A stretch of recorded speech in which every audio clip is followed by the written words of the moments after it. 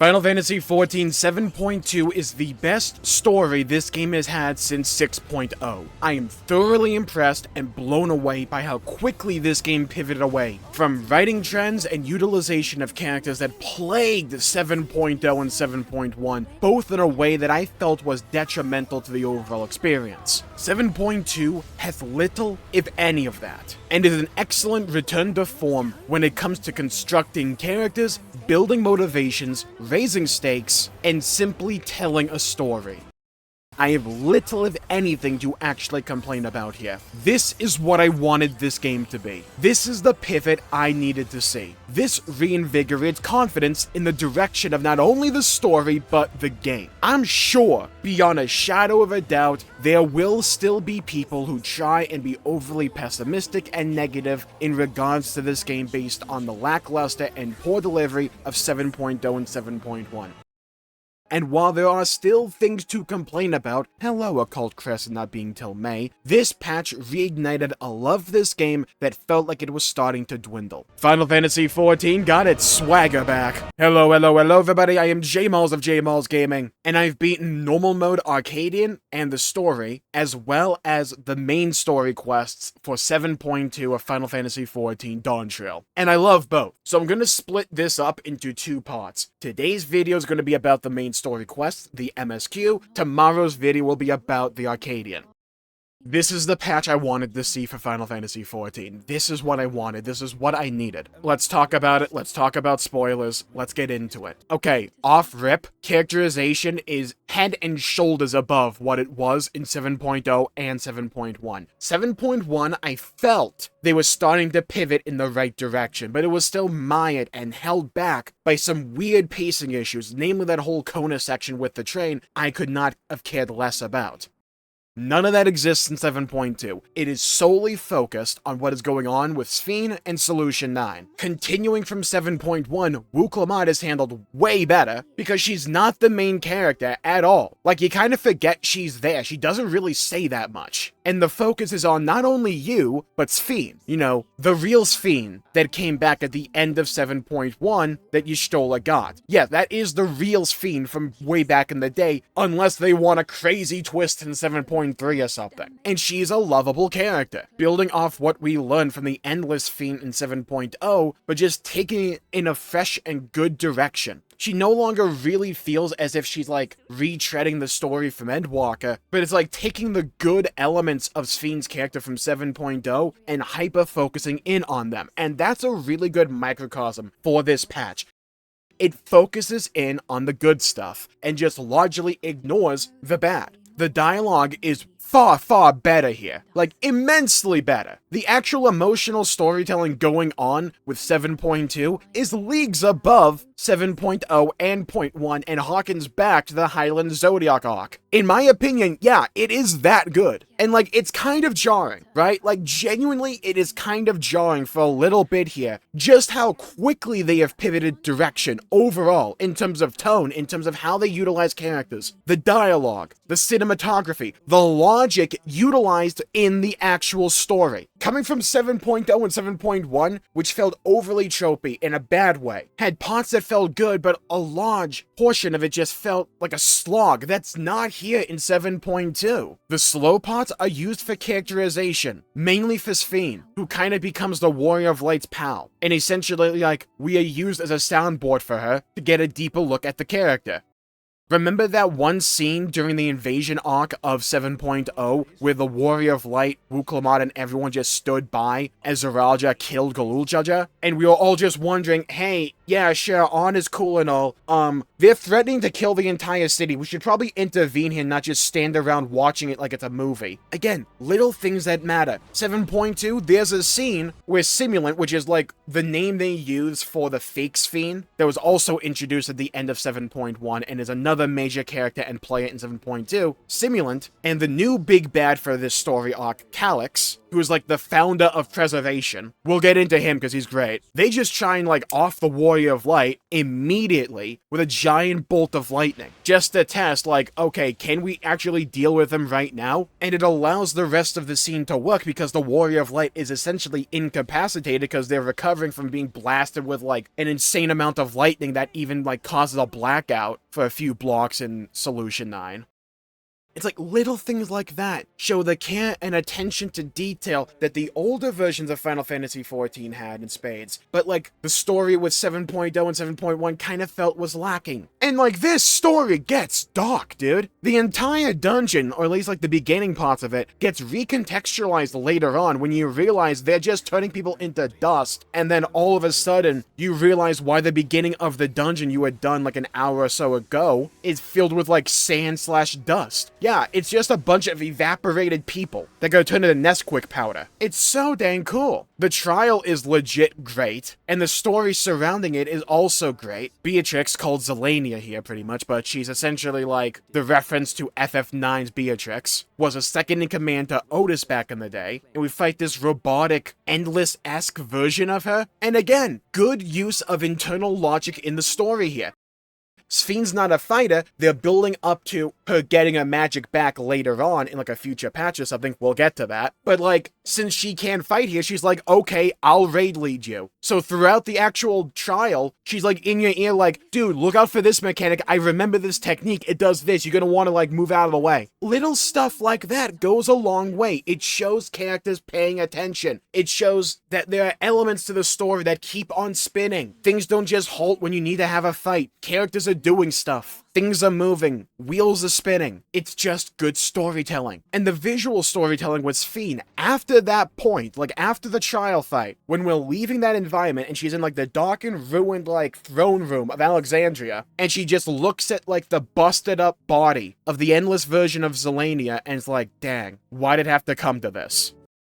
The dialogue is not overly filled with exposition after exposition, with rudimentary dialogue or anything like that repeated 5 times over. It's just not. There's a lot of emotional exposition because Sphene like confides in the Warrior of Light quite a bit. But again, since the focus is on us as a character, I don't mind that. It helps us dive into the inner workings of Sphene's mind and what's going on with her. It builds off of her motivations, at least the endless version of Sphene from 7.0, but it's still recontextualized that, hey, this is a different character. Like, all these versions of Sphene may have had one beginning point, but they've branched off and made their own choices. Like, this is the good Sphene. And she's, like, dealing with all that fallout. The dialogue feels more mature, and in a way that feels more in line with what has come before in Final Fantasy XIV, harkening back, to me at least, back to the days of Shadowbringers and Endwalker. Instead of feeling like a glorified, like, Disney movie or anything that 7.0 and 7.1 felt at times. This patch has focus. It had clear goals, set out to achieve those goals, and did so in my opinion. And it's also quick, like right out of the gate. We start the main story, we have like 30 seconds to a minute of just recap, and then they're like, hey, we have Sphene in the other room, let's go deal with this. And it just goes. And sure, the beginning is a little bit slow because they're introducing Sphene now as like a proper character, as like the real genuine Queen Sphene from old, explaining what happened there, and like we're introducing Sphene to like Solution 9, the current state of Alexandria, and then the asterisk, Calyx. This guy is one of 2 characters that for me will make or break this story when it comes to 7.3. Other one being Queen Sphene, the one we have, the good one, good Sphene. Calyx is the antagonist. He is the guy who founded Preservation. He is essentially the face of that organization right now. And his goal is to turn as many people into Endless as he can, but he's not driven, at least as of now, by this like overt sense of idealism. He's driven by cold hard logic. He has a goal, a clear goal, and he wants to just get to that objective. And throughout the entire patch, he's like essentially saying, dude, I could do this really easily and quickly. It wouldn't be that big of an issue. I just have to go to the other shards and get their ether. The problem is, you have the key, so I have to figure a way to beat you. Think more like a Hojo type character from FF7, but emotionless. And he feels unique in a good way to me because we haven't really had a villain in Final Fantasy XIV like Calyx up up to this point. The closest probably is Fandaniel, but he's over the top and flamboyant, which is the polar opposite of Calyx. They're just both kind of like scheming type villains. But throughout the main story, Calyx is essentially testing you and your limitations just to see how strong are you really, can he formulate a plan to beat you. So things feel multi-dimensional as a direct result. We understand sometimes he is clearly laying a trap out, but we understand, hey, there's no real way around this, we kind of have to just push through it. And the entire dungeon is essentially Calyx testing us and our, like, capabilities. Same thing with the trial. Same thing with that lightning strike from before. He's trying to find a way to beat us because he wants to get the key back. And there's another element here that I'm kind of glad they just put a period at. Simulant Sphene. The bad Sphene from the end of 7.1. Yeah, she's already done. She had a goal and is, like, discarded because Calyx doesn't have a use for her anymore, because he's just trying to remind the people of Solution 9 of the fear of death and make them want to become endless willingly. And it gets dark. Like, no real main character dies, but it's implied that quite a few, like, citizens of Alexandria get absolutely evaporated at the end of the main story, because Calyx is just trying to instill this fear of death into people there, and that, hey, death can come at a moment's notice. Don't you want to become endless? Doesn't that feel like a far better alternative? Death really sucks, doesn't it? And they're fully embracing, like, that existential topic and theme and really exploring it here.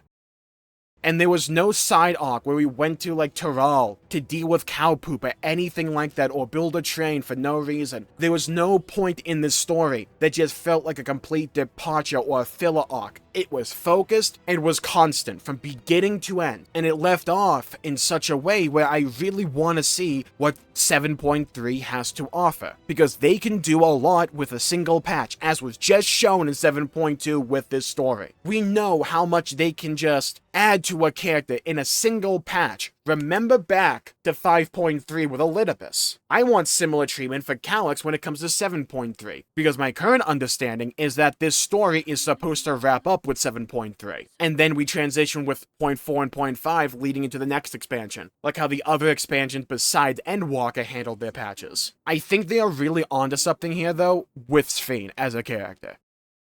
I am kind of hoping that they go long-term with this new Sphene character. There's a few things here that kind of lend themselves to this idea, where Sphene kind of feels like the Graha for Dawntrail, and like she's going to be the character that we take into the future. One, throughout 7.2, she is not capable of directly interfering in any of the actual events, because since she was in a coma for 400 years, she lost her touch, she lost her magic, and near the end of the patch, she essentially says, I'm gonna go hit the books, I am going to get my magic back one way or the other. They're kind of teasing it to be either a scholar or a summoner. I think scholar kind of works better for her character because she kind of has that like fairy aesthetic to her, but like either way, cool. But like this is what Final Fantasy XIV is needed. You needed to be able to build up new characters in an interesting, cohesive way where I enjoy them being on the screen and want to see more of them. This is what the post-Hydaelyn Zodiac arc needs a lot of. I thought you had it with Zero and Golbez, and I still do. I like those characters.